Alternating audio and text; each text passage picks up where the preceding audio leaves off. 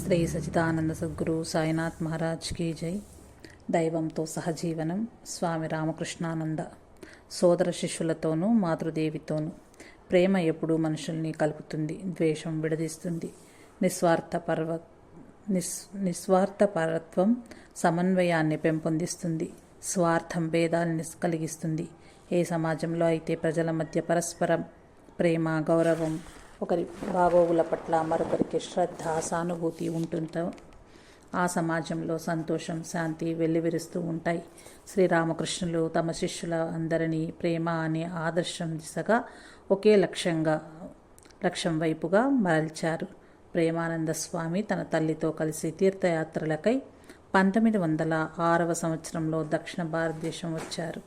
రామకృష్ణానంద స్వామి వారి యాత్రకు కావలసిన సకల సదుపాయాలను చేయటమే కాక వారితో పాటు కలిసి ప్రయాణించారు. అదే సంవత్సరంలో సోదర శిష్యుడు అభేదానంద స్వామికి స్వాగతం పలకడం కోసం రామకృష్ణానంద స్వామి కొలంబో నగరం వెళ్లారు.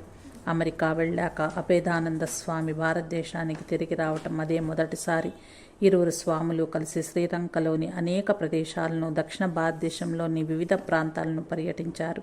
చాలా చోట్ల అభేదానంద స్వామి ఉపన్యాసాలిస్తూ వచ్చారు. అదే సమయంలో బెంగళూరు ఆశ్రమానికి అభేదానంద స్వామి శంకుస్థాపన చేశారు.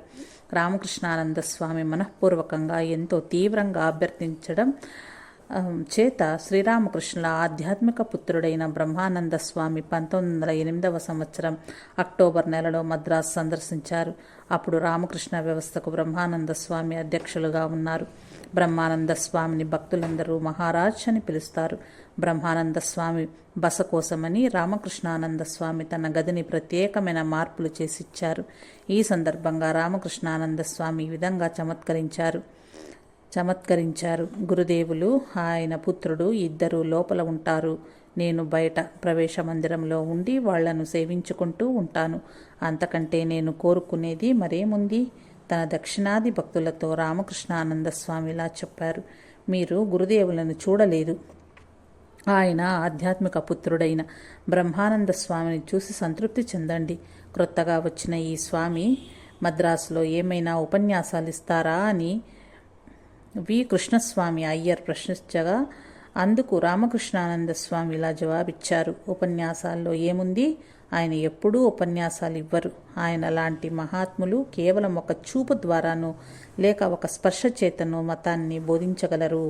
బ్రహ్మానంద స్వామి మద్రాసు వచ్చిన 3 రోజుల తర్వాత రామకృష్ణానంద స్వామి సోదరి దేవమాత వద్దకు వెళ్ళి మహారాజ్ కోసం కొన్ని వస్తువులు కొని తెచ్చి పెట్టమని కోరారు. ఆ సందర్భంగా ఆయన దేవమాతను, సోదరి, మా అధ్యక్షుల గురించి నువ్వు ఏమనుకుంటున్నావు అని అడిగారు. అందుకు ఆమె జవాబిస్తూ, ఆయన అద్భుతమైన వ్యక్తి అని నా అభిప్రాయం, కానీ ఆయనంటే నాకు కాస్త భయంగా ఉంది అని చెప్పింది.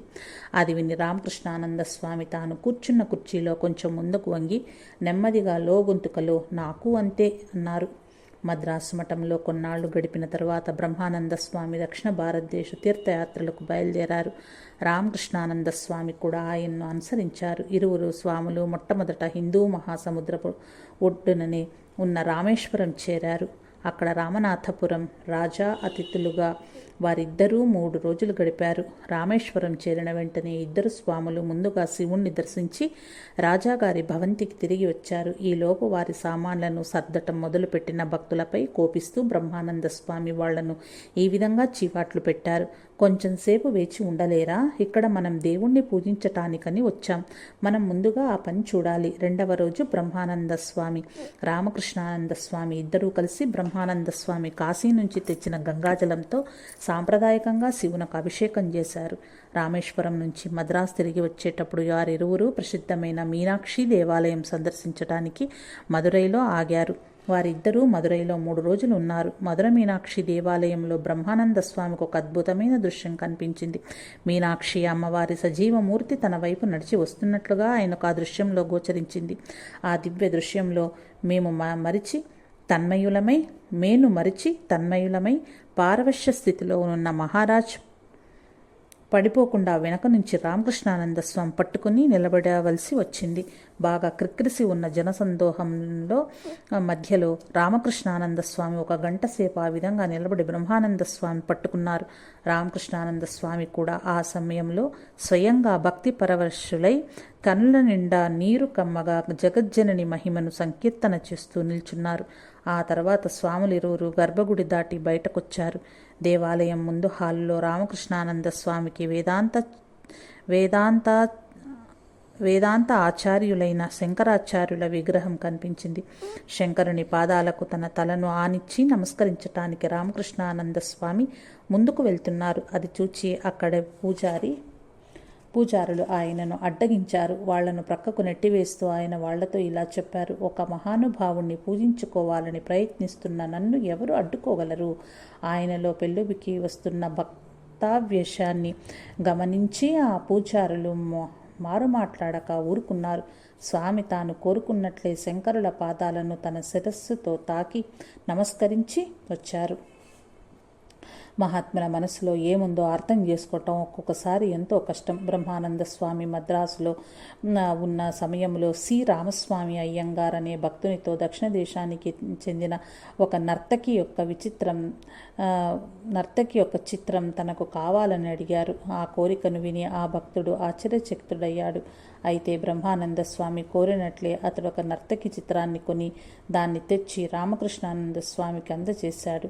రామకృష్ణానంద స్వామికి కూడా ఈ రకం చిత్రాన్ని సంపాదించటంలో బ్రహ్మానంద స్వామి ఆంతర్యం ఏమిటో బోధపడలేదు. ఈ సంగతి ఇతరులకు తెలిస్తే వాళ్ళు బ్రహ్మానంద స్వామిని అపార్థం చేసుకునే అవకాశం ఉందని రామకృష్ణానంద స్వామి చిత్రాన్ని ఇతరుల కంట పడకుండా దాచిపెట్టారు. మహారాజ్ మళ్ళీ తనంతక తానుగా ఆ చిత్రాన్ని గురించి హెచ్చరిస్తేనే తప్ప ఆ చిత్రం గురించి ఏమీ మాట్లాడవద్దని ఆయన రామస్వామి అయ్యంగార్ని హెచ్చరించారు. కానీ బ్రహ్మానంద స్వామి ఆ చిత్రం గురించి రామస్వామి అయ్యంగార్ని అడగనే అడిగారు.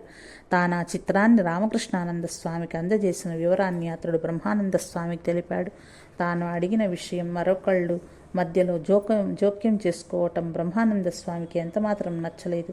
దాంతో ఆయన ముఖాభావంగా ఉండిపోయి రామకృష్ణానంద స్వామితో మాట్లాడటం కూడా మానివేశారు. దీన్ని రామకృష్ణానంద స్వామి ఎంతమాత్రం భరించలేకపోయారు. ఈలోగా బ్రహ్మానంద స్వామి తన సేవకుని పిలిచి, ఇక్కడ సేవకుడు అని గాని పరిచారకుడు అని గాని అంటే మనకు తెలిపినట్లుగా డబ్బులిచ్చి అమర్చుకున్న కూలీ మనిషి కాడు. మఠానికి చెందిన ఒక బ్రహ్మచారి గారిని లేదా ఒక యువ సన్యాసిని గాని పెద్ద వయస్సులో ఉన్న స్వాములకు సేవలు చేస్తుంటారు, పరిచర్యలు సలుపుతుంటారు. వాళ్ళనే సేవకులు లేక పరిచారకులు అని అంటారు. మద్రాసు నుంచి బేలూరుకు తను తిరుగు ప్రయాణానికి మంచి రోజు పంచాంగంలో చూడమని చెప్పారు. ఈ పరిస్థితిని రామకృష్ణానంద స్వామి మరి ఎంత మాత్రమూ భరించలేకపోయారు.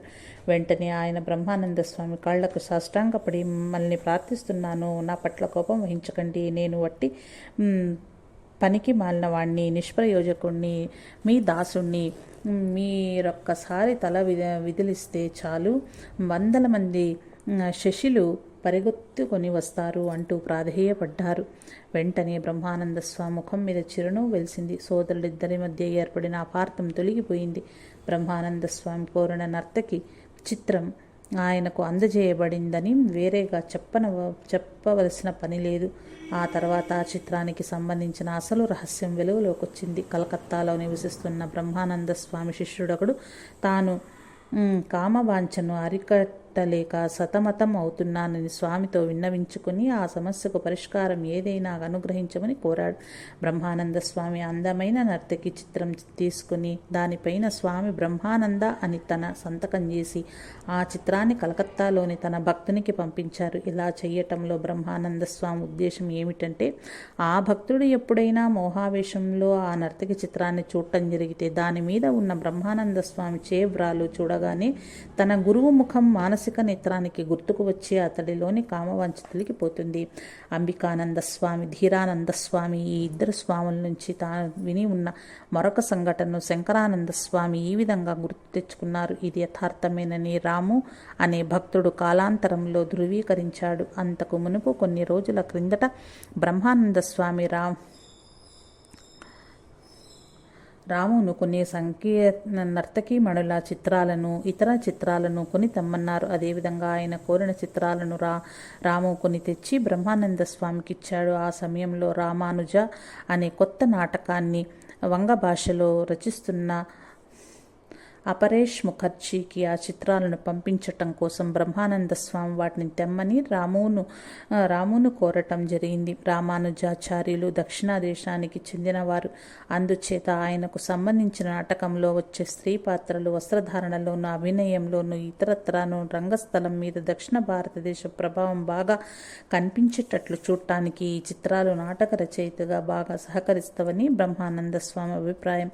వాస్తవానికి రామానుజుల జీవిత చరిత్రను అపరేష్ ముఖర్జీ ఒక నాటకంలాగా రూపొందించటం బ్రహ్మానంద స్వామి సూచకం మీదనే జరిగింది. అయితే ఈ నాటకాన్ని ప్రదర్శించటం మాత్రం ఆ తర్వాత చాలా కాలానికి కానీ జరగలేదు. మహాత్ములు కార్యనిర్వహణలో ఎలా విభేదిస్తారో మళ్ళీ త్వరలోనే ఆ విభేదాలను మరిచి ఎలా సర్దుబాటు చేసుకుంటారో చూడటానికి చాలా ఆసక్తిదాయకంగా ఉంటుంది. వివేకానంద స్వామి ఇచ్చిన ఉపన్యాసంలో కొన్నింటిని సంకలనం చేసి ఇన్స్పైర్డ్ టాక్స్ ప్రబోధ రత్నాకరం అనే పేరుతో ఆంగ్లంలో మొట్టమొదటిసారిగా ప్రచురించాలని మద్రాసు మఠం నిర్ణయించింది. ఆ పుస్తక ప్రచురణ విషయంలో బ్రహ్మానంద స్వామి ఎంతో ఆసక్తి కనబరిచారు. పుస్తకం ప్రతిని ఒకదాన్ని ముందుగా మద్రాసులోని ది హిందూ దినపత్రికకు సమీక్షార్థం పంపించాలని, ఆ పత్రికలో ఆ పుస్తకం మీద సమీక్ష వెలువడిన తర్వాత ఆ సమీక్ష ప్రతిని పుస్తకం యొక్క మరొక ప్రతితో జతచేసి బాంబే క్రానికల్ పత్రికకు సమీక్షార్థం పంపాలని బ్రహ్మానంద స్వామి ఆకాంక్షించారు. అయితే ఈ విషయంలో రామకృష్ణానంద స్వామి అభిప్రాయం మరొక విధంగా ఉంది. 2 పత్రికలకు సమీక్ష కోసం ఒకేసారి 2 పుస్తక ప్రతులను విడివిడిగా పంపాలని ఆయన అనుకున్నారు. రామకృష్ణానంద స్వామి అభిప్రాయాన్ని తెలుసుకున్న వెంటనే బ్రహ్మానంద స్వామి తన సూచనలు వెనక్కి తీసుకుంటూ, మంచిది, మద్రాసు మఠము నీ ఆధీనంలో ఉంది. పైగా నువ్వు గొప్ప పండితుడివి. ఈ వ్యవహారం అంతా పూర్తిగా నీకు సంబంధించింది. ఈ విషయంలో నేను జోక్యం చేసుకోవటం నాది తప్పు అన్నారు. ఇలా అంటూనే ఆయన ముఖాభావంగా అయిపోయారు. అంతటితో ఆగకుండా మద్రాసు నుంచి తాను పూరి వెళ్లే తేదీని ఖరారు చేసి ఆ విషయాన్ని తెలియచేస్తూ పూరిలోని తన భక్తుడికి జాబు కూడా వ్రాశారు. 2-3 రోజుల పాటు రామకృష్ణానంద స్వామి ఏమీ అనకుండా మౌనంగా ఉండిపోయారు. కానీ ఆ తర్వాత తనకు అత్యంత ప్రియమైన సోదర శిష్యుని ఉదాసీనతను మరింక ఎంత మాత్రమూ భరించలేకపోయారు. ఒక రోజున ఉదయం ఆయన బ్రహ్మానంద స్వామి ముందు మోకరిల్లి ఇలా వేడుకున్నారు: మహారాజ్, నా మీద మీకు దయ తప్పింది. నువ్వు నా మీద అనుగ్రహం చూపకపోతే మరెవరు కనికరిస్తారు? నీ దయ లేనివాడు నేనెవరిని? నువ్వు సంకల్పిస్తే ధూళిలో నుంచి నా ఓటి వాళ్ళు వందలాది సృష్టించబడతారు. నన్ను నువ్వు క్షమించలేవా? మరుక్షణమే స్వాములు ఇరువురు తమ విభేదాలను మర్చిపోయి అంతా సర్దుబాటు చేసుకున్నారు. వారి మధ్య కొనసాగుతూ వచ్చిన మమతానుబంధం యథాప్రకారం కొనసాగింది. గురుదేవుల సజీవమూర్తిని ఆవాహన చేయటానికి అనువుగా ఒక్కసారైనా సరే బ్రహ్మానంద స్వామి చేత శ్రీరామకృష్ణులకు అర్చన చేయించాలని రామకృష్ణానంద స్వామి అనుకున్నారు. ఒక రోజున బ్రహ్మానంద స్వామి స్నానానంతరం పూజామందిరం పక్క నుంచి నడిచి వెళ్తున్నారు. అది చూచి రామకృష్ణానంద స్వామి ఆయన దారికి అడ్డుగా నిలిచి చేతులు జోడించి పూజామందిరంలోకి ప్రవేశించి గురుదేవుల పూజ చేయవలసిందిగా బ్రహ్మానంద స్వామిని బ్రతిమాలుకున్నారు. ఆనవాయితీగా పూజ చేయటం బ్రహ్మానంద స్వామికి అలవాట్లేదు. అందుచేత తనను వదిలిపెట్టమని ఆయన అన్నారు. కానీ రామకృష్ణానంద స్వామి మాత్రం తన పట్టు వదలలేదు. దాంతో తనకు ప్రియమైన సోదర శిష్యుని కోరికకు మహారాజ్ తలవంచక తప్పలేదు. బ్రహ్మానంద స్వామి పూజా మందిరం లోపలికి ప్రవేశించగానే రామకృష్ణానంద స్వామి నెమ్మదిగా మందిరం తలుపులు దగ్గరగా మూసివేశారు. లోపల ఏం జరిగిందో బయట వాళ్లకు మాత్రం ఏం తెలియదు. శ్రీ రామకృష్ణ శిష్యులు ఒకరినొకరు ఎంతో గాఢంగా ప్రేమించేవారు. ఒకసారి రామకృష్ణానంద స్వామికి వచ్చిన ఒక లేఖలో బ్రహ్మానంద స్వామి అనారోగ్యంగా ఉన్నట్లు సమాచారం ఉంది. మద్రాసులో ఉన్న రామకృష్ణానంద స్వామి మఠంలో పూజలు నిర్వహించేటప్పుడు రామకృష్ణను ఉద్దేశించి, మీరు గనుక మహారాజ్ ఆరోగ్యం బాగుపరచకపోతే మిమ్మల్ని సముద్రంలోకి విసిరి పారివేస్తాను అంటూ హెచ్చరించారు. శ్రీరామకృష్ణ దివ్య సందేశం దక్షిణ భారతదేశంలో 4 చెరువుల వ్యాప్తి చెందటానికి ముఖ్య కారణం రామకృష్ణానంద స్వామియే. దివ్యజనని శారదాదేవి బ్రహ్మానంద స్వాముల దివ్య పాద స్పర్శ చేత యావత్తు దక్షిణ భారతదేశం పునీతం కాగలదని రామకృష్ణానంద స్వామి దృఢంగా విశ్వసించారు. అందుచేతనే ఆయన వారి రాక కోసం బ్రహ్మాండమైన ఏర్పాట్లు చేశారు. తగినంత ఆర్థిక స్తోమత లేకపోయినా ఆయన లెక్క చేయలేదు. దివ్యజనని శారదాదేవి 1911 ఫిబ్రవరిలో మద్రాసు వచ్చి 4 రోజులు ఉన్నారు. ఆమె నివసించటానికి వీలుగా రామకృష్ణానంద స్వామి మఠానికి దగ్గరలోనే ఒక 2వ అంతస్తు భవంతిని అద్దెకు తీసుకున్నారు. శారదామాత మదురై రామేశ్వరం తీర్థయాత్రలకు వెళ్ళటానికి కావలసిన ఏర్పాట్లన్నింటినీ ఆయన ఎంతో శ్రద్ధగాను సక్రమంగాను ఏర్పాటు చేశారు. తాను కూడా శారదామాతను ఆమె బృందాన్ని అనుసరించి వెళ్లారు. తదనంతరం కాలంలో దివ్యజనని ఇలా అన్నారు: రామేశ్వరంలో శివుణ్ణి అర్చించటానికి నా కోసమని శశి 108 బంగారు బిల్వదళాలను చేయించి తెచ్చాడు. రామేశ్వరం దర్శించిన తర్వాత దివ్యజనని శారదాదేవి బెంగళూరు ఆశ్రమాన్ని దర్శించారు. బెంగళూరులోని స్థానిక భక్తులు తన పట్ల ప్రదర్శించిన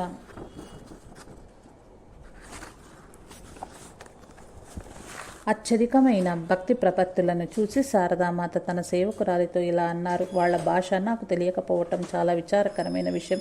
నేను వాళ్లతో కొన్ని మాటలైనా మాట్లాడగలిగితే వాళ్లకు ఎంతో మనశ్శాంతి చేకూరేది. ఈ విధంగా వంగ భాషలో ఆమె వెలిబుచ్చిన అభిప్రాయాన్ని ఆంగ్ల భాషలోకి తర్జుమా చేసి వచ్చిన భక్తులకు తెలియచేయటం జరిగింది. అది విని వాళ్ళు ఇలా అన్నారు: కాదు కాదు, ఇదే. ఆమెను చూస్తూ ఉండటమే చాలా బాగుంది. మా హృదయాలు ఆనందంతో నిండిపోతున్నవి. ఆమె మాతో మాట్లాడవలసిన అవసరం లేనే లేదు. ఒకరోజు సాయంత్రం శారదాదేవి ఆమె అనుయాయులు కొంతమంది కలిసి సూర్యాస్తమయ దృశ్యాన్ని తిలకించటానికి బెంగళూరు మఠానికి వెనక ప్రక్కనే ఉన్న ఒక చిన్న గుట్ట మీదకు ఎక్కారు. ఈ విషయం తెలియగానే రామకృష్ణానంద స్వామి ఒక విధమైన భావావేశానికి లోనే నిజంగా అమ్మ ఈనాడు పర్వతవాసిని అయింది అన్నారు. ఆయన గబగబా ఆ చిన్న పర్వతం మీద అమ్మ ఉన్న చోటుకి పరిగెత్తుకుని వెళ్ళారు. ఆమె ముందు సాష్టాంగ నమస్కారం చేస్తూ సర్వమంగళ మాంగళ్యే శివే సర్వార్థ సాధకే శరణ్యే త్రయంబకే గౌరీ నారాయణీ నమోస్తుతే అనే శ్లోకాన్ని పఠించారు. గురుదేవులను శారదామాతను ఎలా ప్రేమించాలో, ఎలా సేవించాలో శ్రీరామకృష్ణ శిష్యులు తమ ప్రవర్తన ద్వారా ఉదాహరణ పూర్వకంగా ప్రదర్శించి చూపారు. భక్తి విషయంలో ఈ బోధన భావితరాల వారికి వారందించే వారసత్వంలో ఒక భాగం అవుతుంది. జై రామకృష్ణ. మత బోధకునిగా, రచయితగా స్వామి రామకృష్ణానంద ఆదర్శప్రాయుడైన మత బోధనకు పాండిత్యంతో పాటుగా ప్రగాఢమైన విశ్వాసం, ఉద్విగ్నత, వ్యక్తిగతమైన అనుభవం, వైరాగ్యం, పవిత్రత, భగవత్ పరాధీనత ఇవన్నీ తప్పకుండా ఉండాలి. ఈ లక్షణాలన్నీ రామకృష్ణానంద స్వామిలో పరిపూర్ణంగా మూర్తిభవించి ఉన్నాయి. రామకృష్ణానంద స్వామి ఉపన్యాసాలు ఇవ్వటానికి ఎక్కడకు వెళ్ళినా ఆయన శ్రీరామకృష్ణ చిత్రాన్ని, శారదాదేవి చిత్రాన్ని తన చొక్కా జేబులో తీసుకుని వెళ్ళేవారు. ఉపన్యాసం ఇస్తున్నప్పుడు ఆయన ఈ చిత్రాలను చేత్తో తాకుతూ ఉండేవారు. స్వామి ఇలా అనేవారు: గురుదేవులు నా చేత ఏమి పలికించేవారో దానినే నేనొక గ్రామ్ఫోన్ మాదిరిగా పలికేవాణ్ణి. నా ప్రసంగం నుంచి నేను ఏ విధమైన వ్యక్తిగత ప్రతిష్టను ఆశించను. రామకృష్ణానంద స్వామి 1897 సంవత్సరం నుంచి 1911 సంవత్సరం వరకు మధ్యకాలంలో దక్షిణ భారతదేశం అంతటా పర్యటించారు. ఆయన తన పర్యటనల్లో హిందూ మతాన్ని, వేదాంతాన్ని, శ్రీరామకృష్ణ సందేశాన్ని గురించి ప్రసంగిస్తూ ఉండేవారు. ఆయన 1902 లేదా 1903 సంవత్సరంలో కాళీపాద ఘోష్కి అతిథిగా త్రివేంద్రం వెళ్లారు. అక్కడ 1 నెల ఉన్నారు. త్రివేంద్రంలోనూ కేరళ రాష్ట్రంలోని ఇతర ప్రాంతాల్లోనూ ఆయన ఉపన్యాసాలు ఇచ్చారు. ఒక రోజున స్వామి త్రివేంద్రంలో నెలకొని ఉన్న పద్మనాభస్వామి ఆలయాన్ని సందర్శించటానికి వెళ్లారు. ఆయన గర్భగుడి లోపలకు ప్రవేశించబోతుండగా ఒక పూజారి ఆయన్ను మీరు బ్రాహ్మణులేనా అని ప్రశ్నించాడు. అందుకు స్వామి సూటిగా జవాబివ్వకుండా గంభీరమైన కంఠస్వరంతో ఒక సంస్కృత శ్లోకం పఠించారు. ఆ శ్లోకం అర్థం ఇది: నేను మానవుణ్ణి కాను, నేను దైవాన్ని కాను, యక్షకుణ్ణి కాను, నేను బ్రాహ్మణుని కాను, క్షత్రియుణ్ణి కాను, వైశ్యుణ్ణి కాను, శూద్రుణ్ణి కాను, నేను బ్రహ్మచారిని కాను, గృహస్థును కాను, వానప్రస్థుని కాను, సన్యాసిని కాను, శుద్ధ చైతన్య స్వరూపమైన ఆత్మనే నేను. మధుర గంభీరమైన ఆయన కంఠస్వరాన్ని, ప్రశాంత నిర్మలమైన ఆయన చూపులను చూసి పరవశుడైన పూజారి తదితరులు నిశ్చేష్టులై నిలబడిపోయారు. గర్భాలయం లోపలికి ప్రవేశిస్తున్న ఆయన్ను మరెవ్వరూ అడ్డగించలేదు. రామకృష్ణానంద స్వామి 1903 సంవత్సరంలో బెంగళూరు, మైసూరు నగరాలను దర్శించి విస్తృతంగా ఉపన్యాసాలిచ్చారు. ఆయన 1905 సంవత్సరంలో బొంబాయి నగరంలో నిర్వహించబడిన శ్రీరామకృష్ణ 72వ జన్మదినోత్సవంలో పాల్గొనటానికి వెళ్లారు. ఆయన ఒక రోజున స్థానిక భక్తులతో మాట్లాడుతూ శ్రీరామకృష్ణుల ప్రధాన శిష్యులు సైతం ఆ మహనీయుని గొప్పదనం యొక్క లోతును పూర్తిగా తెలుసుకోలేకపోయారని వెల్లడించారు. వాళ్లతో ఆయన ఇలా చెప్పారు: అద్భుతమైన ఆయన జీవితాన్ని గురించి, సందేశాన్ని గురించి ప్రచారం చేస్తున్నది మేమేనని మీరు భావిస్తున్నారా? ఇది నిజం కాదు. చాలా సత్యదూరము. నిగూఢమైన రీతిలో శ్రీ గురుదేవులే స్వయంగా ఆ కార్యక్రమాన్ని నిర్వహిస్తున్నారు. మేము ఆయనను గురించి ప్రసంగించటానికి ఎక్కడకు వెళ్ళినా మేమక్కడకు చేరటానికి ముందే అవసరమైనదంతా అక్కడ సమకూరి ఉండటం మాకు అనిపిస్తుంది. కొంతమంది శ్రీ గురుదేవులచే స్వప్నాలలో అనుగ్రహించబడి ఆశీర్వదింపబడుతున్నారు. కొంతమంది తిన్నగా ఆయన నుంచి ఆధ్యాత్మిక దీక్షను పొందుతున్నారు. కొంతమంది ఆయన బోధనలోని ఉదాత్త గుణం చేత ఆకర్షితులవుతున్నారు. ఆయన బోధలు అత్యున్నతమైన సత్యాలను అతి సరళమైన భాషలోనూ చిన్న చిన్న కథల రూపంలోనూ వెల్లడిస్తవి. మరి కొంతమంది ఆయనను ప్రత్యక్షంగా చూడలేకపోయినా ఆయన శిష్యుల్ని చూడటం ద్వారాను, వారి బోధనలు వినటం ద్వారాను ఉత్తేజితులవుతున్నారు. రంగూన్లోని రామకృష్ణ సేవక సమితి వారి ఆహ్వానం మేరకు శ్రీరామకృష్ణ జన్మదినోత్సవాన్ని నిర్వహించడానికి 1905 సంవత్సరం మార్చి నెలలో రామకృష్ణానంద స్వామి బర్మా వెళ్లారు. అక్కడ ప్రతిరోజు ఆయన శ్రీరామకృష్ణులకు పూజ చేసి రామకృష్ణుల గురించి ఉపన్యాసాలు ఇచ్చేవారు, వారి గురించి మాట్లాడేవారు. ఉత్సవం రోజున రామకృష్ణులకు ఎంతో ప్రీతిపాత్రమైన నాగేశ్వర చంపా పుష్పాలను సంపాదించటానికై ఆయన 4 మైళ్ళు నడిచి వెళ్లారు. ప్రఖ్యాత వంగ నవలా రచయిత శరశ్చంద్ర చటోపాధ్యాయ ఈ ప్రయాణంలో రామకృష్ణానంద స్వామితో కలిసి నడవటం తటస్థించింది. అప్పుడు శరత్ బాబు యువకుడు. అప్పటికింకా అతడు పెద్దగా ప్రసిద్ధి చెందలేదు. శరత్ బాబు డార్విన్, టిండాల్, మిల్లర్ల వంటి పాశ్చాత్య మేధావుల రచనలను ఎన్నింటినో చదివి ఉన్నాడు. అతడు తనను ఒక నిరీశ్వరవాదిగా భావించేవాడు. కలిసి నడుస్తుండగా శరత్ బాబు రామకృష్ణానంద స్వామిని మీరింతగా పూజలు చేస్తారెందుకు అని అడిగాడు. రామకృష్ణానంద స్వామి అందులో నాకు అపరిమితమైన ఆనందం లభిస్తుంది కనుక. శరత్ అయితే ఆచార కర్మ కలాపమే సర్వోన్నతమైన ఆరాధనా విధానమా స్వామి? అంతటా భగవంతుని దర్శించడమే సర్వోత్కృష్టమైన భగవతారాధన. అటు తర్వాత ధ్యానం, దాని తర్వాత ప్రార్థన, జపం వస్తాయి. బాహ్య పూజ అన్నింటికంటే క్రింది తరగతికి చెందినది. శరత్ అయినప్పుడు మరి జనం అందరూ ఇంత ఆడంబరంగా పూజలు చేస్తారెందుకు స్వామి? పూజ ఎంతమాత్రం బాహ్యమైనది కాదు, అది హృదయం లోపల నుంచి వస్తుంది. భగవంతుడు తమ మీద కోపం చూపించకుండా ఉండటం కోసమో లేదా తమ కోరికలు నెరవేరటం కోసమో సామాన్య జనం దైవాన్ని పూజిస్తుంటారు. ఈ ఉద్దేశాలన్నీ అధమస్థాయికి చెందినవి. హృదయం నిండా భక్తి పొంగి పొర్లుతూ ఉండాలి. భగవద్ దర్శనానికి పడే ఆరాటంలో కళ్ళు నీళ్లతో నిండిపోవాలి. అప్పుడే అది నిజమైన పూజ. రంగూన్లో గడిపిన ఆ కొద్ది కాలంలోనూ రామకృష్ణానంద స్వామి అక్కడ చూడదగిన ముఖ్యమైన ప్రదేశాలన్నింటినీ సందర్శించారు. ఆయన చూపిన వాటిలో ఒక బౌద్ధ దేవాలయం కూడా ఉంది.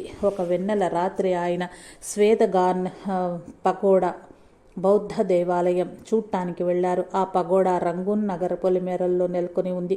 అక్కడ స్వామి ఒక బౌద్ధ సన్యాసిని కలుసుకున్నారు. ఆ సన్యాసి ఐర్లాండ్ దేశానికి చెందినవాడు. మరునాడు రామకృష్ణానంద స్వామి ఇచ్చిన ప్రసంగం విని ఈ బౌద్ధ సన్యాసి ఎంతో ప్రభావితుడయ్యాడు. వారిద్దరి మధ్య సంభాషణ ఈ క్రింది విధంగా సాగింది. ఐరిష్ సన్యాసి: ప్రపంచంలోని మతాలన్నీ అంతగా సారం లేనివి, సంకుచితమైనవిను. ఒక బౌద్ధ మతం మాత్రమే నిజమైనది, ఉదారమైనది. ఆ కారణం చేతనే ప్రపంచ జనాభాలో సగం మంది ఈ మతాన్ని అవలంబిస్తున్నారు. అందుచేతనే నేను కూడా బౌద్ధ మతం స్వీకరించాను స్వామి. ప్రపంచంలో ప్రస్తుతం ఉన్న మతాలన్నింటినీ మేము గౌరవిస్తాం. ఎందుచేతనంటే అన్ని మతాలు ఒకే రీతిలో సత్యమైనవి, అన్ని మతాల లక్ష్యము ఒకటే కనుక. ఐరిష్ సన్యాసి: ఈ సిద్ధాంతాన్ని ప్రతిపాదించిన వారెవరు స్వామి?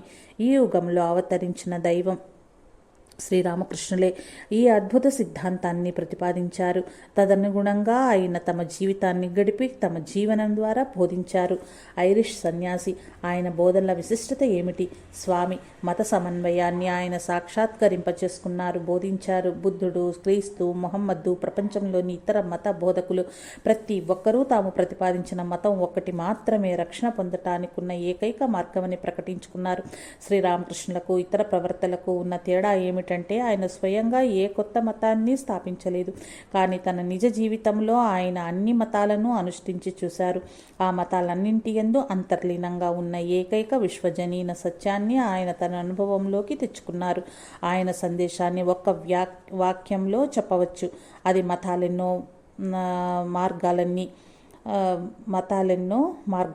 శరత్ చంద్రుని నిరీశ్వర దృక్పథం తెలిసి ఉన్న రామకృష్ణానంద స్వామి మరొక రోజున అతడితో ఇలా చెప్పారు.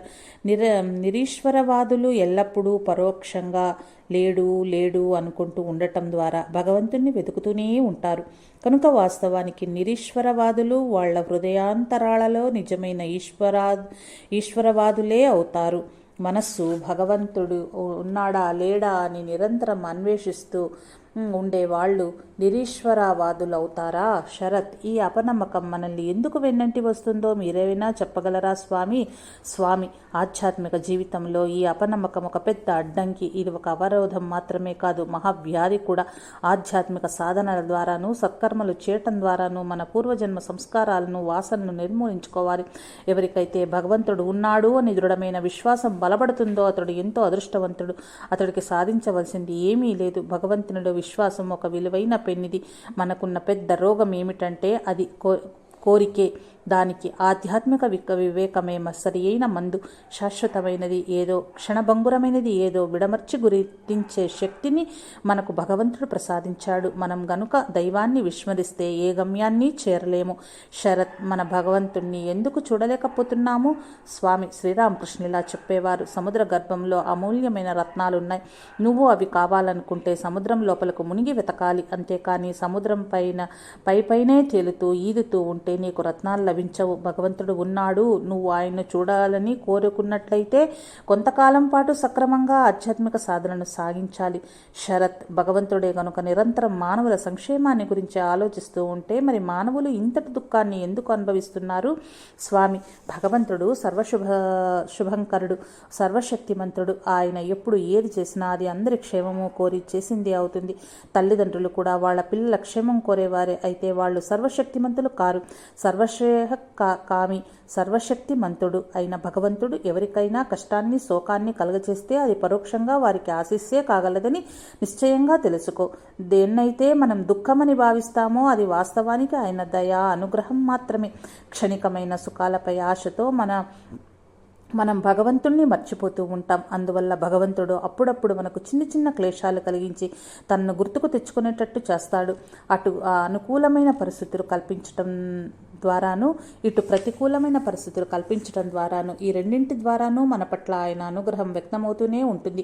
మనం కోరుకున్న విధంగా మన క్రీడామయ జీవితంలో భార్య, సంపద, స్నేహితులు, కీర్తి ఇలాంటివన్నీ మనకు సమకూర్చినప్పుడు అదంతా భగవంతుని సంతోషపూర్వకమైన అనుగ్రహం. కానీ ఆ సమకూర్చిన వాటన్నింటినీ ఒకదాని తర్వాత ఒకటిగా మన నుంచి ఆయన తీసుకుపోతూ మన కంట కన్నీరు తెప్పించి విలపింపజేస్తూ బలవంతంగా ఆయన వైపుకు లాక్కుపోతుంటే అది ఆయన మనకు కలిగించే దుఃఖకరమైన అనుగ్రహం. శరశ్చంద్రుడు అనేక రకాలైన విషయాల గురించి రామకృష్ణానంద స్వామితో సుదీర్ఘంగా సంభాషించాడు. ఈ సంభాషణలన్నీ the story of dedicated life, అంకితమైన జీవితం గల వ్యక్తి కథ అనే ఆంగ్ల గ్రంథంలో పొందపరచబడి ఉన్నాయి. రామకృష్ణానంద స్వామి రంగూన్ రావటం వల్ల, ఉపన్యాసాలు ఇవ్వటం వల్ల కలిగిన ప్రభావం అటు తర్వాత 20 సంవత్సరాలకు 2 మంచి సంస్థల రూపంలో ఆకృతిని సంతరించుకున్నది. ఆ సంస్థలు ఒకటి రామకృష్ణ మిషన్ వైద్యశాల, 2 రామకృష్ణ మిషన్ గ్రంథాలయం సాంస్కృతిక కేంద్రం. రామకృష్ణానంద స్వామి ప్రతిభావంతుడైన మంచి వక్త, చతుర సంభాషణ కుశలుడు, మంచి రచయిత. ఆయన మహావిద్వాంసుడు. ఆంగ్లం, వంగ భాష, సంస్కృతం ఈ 3 భాషల్లోనూ ఆయన అనర్గళంగా ఉపన్యాసాలు ఇవ్వగలరు. అంతేకాక అద్భుతంగా రచనలు చేయగలిగినంతటి మహాపండితుడు. మద్రాసు నగరంలో స్థానిక భాష అయిన తమిళంలో కూడా ఆయన చక్కగా మాట్లాడగలిగేటంత ప్రావీణ్యం సంపాదించారు. ఆలం బజారు మఠంలో ఉన్నప్పుడు ఆయన శ్రీ రామకృష్ణుల బోధనలను కొన్నింటిని సంస్కృత సంస్కృతంలోకి అనువదించారు వివేకానంద స్వామి పైన ఆయన వివేకానంద పంచకం అనే ఒక చక్కని సంస్కృత స్తోత్రాన్ని రచించారు. వీటికి తోడుగా ఆయన రామకృష్ణ సాంప్రదాయంలో చేరే యువకులు బ్రహ్మచర్య దీక్ష స్వీకరించే సందర్భంగా పఠించవలసిన మంత్రాలను కూడా సమకూర్చారు. శ్రీరామకృష్ణుల అర్చనకు సంబంధించినంత వరకు పాటించవలసిన ఉపచారాలను అన్నింటినీ మొట్టమొదటిసారిగా ప్రవేశపెట్టి క్రమబద్ధం చేసింది రామకృష్ణానంద స్వామియే. ఈనాడు రామకృష్ణ కేంద్రాలన్నింటిలోనూ దాదాపుగా అదే విధంగా అనుసరించబడుతూ వస్తోంది. వంగ భాషలో వెలువడే ఉద్బోధన్ పత్రికకు ఆయన ఎన్నో రచనలు చేశారు. విశిష్టాద్వైత ప్రవక్త అయిన రామానుజాచార్యుల జీవితం గురించి సాధికారికమైన ఒక ప్రామాణిక గ్రంథాన్ని శ్రీ రామానుజ చరిత్ పేరుతో ఆయన వంగ భాషలో రచించారు. అటు తర్వాత ఇది ఆంగ్ల భాషలోకి అనువదించబడింది. వివేకానంద స్వామి వంగ భాషలో వ్రాసిన రచనను ఇంగ్లీషులో రచించిన వాటిని వంగ భాషలోకి ఆయన అనువదించారు. వివేకానంద స్వామి సంస్కృతంలో కూర్చున్న రచనలను కొన్ని చోట్ల పండిట్ ప్రమథనాథ తారక భూషణ్ సరిదిద్దారని విన్నప్పుడు రామకృష్ణానంద స్వామి ఎంతో కలత చెంది ఆ పదాలను కూర్చున్నది ఒక ఋషి, ఒక సత్యద్రష్ట, సామాన్య మానవుడు కాదు అంటూ వ్యాఖ్యానించారు. వివేకానంద స్వామి అంటే ఆయనకంతటి గౌరవం. ఆంగ్ల భాషలో రామకృష్ణానంద స్వామి చేసిన రచనలలో ముఖ్యమైనవి కొన్ని. గాడ్ అండ్ డివైన్ ఇన్కార్నేషన్, భగవంతుడు ఆయన దివ్య అవతారం, the messenger of eternal wisdom, శాశ్వత విజ్ఞాన సందేశం, శ్రీకృష్ణ పోస్ట్రల్ అండ్ కింగ్ మేకర్, శ్రీకృష్ణుడు గోపాలుడు, రాజనీతి ధురంధరుడు, ఫర్ థింకర్స్ ఆన్ ఎడ్యుకేషన్, విద్య గురించి ఆలోచించే వారి కోసం, ది ఏన్షియంట్ క్వెస్ట్, ప్రాచీన అన్వేషణ, శ్రీరామకృష్ణ అండ్ హిజ్ మిషన్, శ్రీరామకృష్ణులు ఆయన ఉద్యమం, సర్చ్ ఆఫ్టర్ హ్యాపీనెస్, ఆనందం కొరకు అన్వేషణ.